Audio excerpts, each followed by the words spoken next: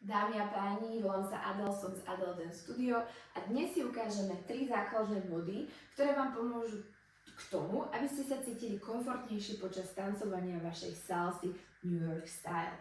Prvým bodom a najpodstatnejším je, že netancujeme na vyrovnaných nohách, ale tancujeme na uvoľnených kolenách. Prečo?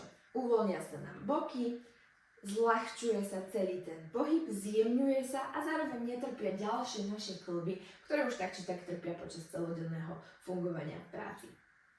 Druhým veľmi podstatným bodom je sila v našom strede.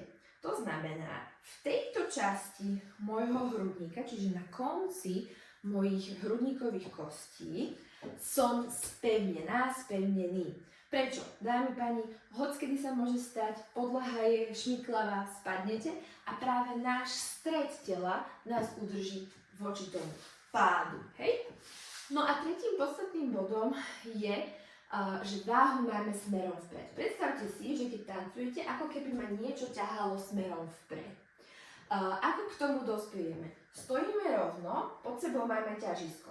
Ale my chceme dospieť k tomu, aby sa nám uvoľnili päty, čiže mierne sa nakloníme dopredu, ale tak, aby som nespadla. Hej? Aby som bola komfortný. Pre ľudí, ktorí majú opätky, je to trošičku ľahšie, ako keď máte tenisky. A teraz predstavte si, že vás niečo ťahá vpred.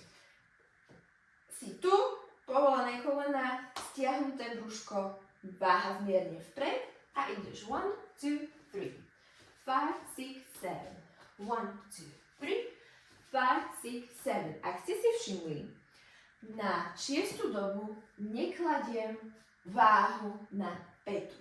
Prečo? Ak bude rýchlejšia hudba, stratíte rytmus, stratíte celú pesničku a nebudete sa cítiť komfortne. Prajem krásny deň.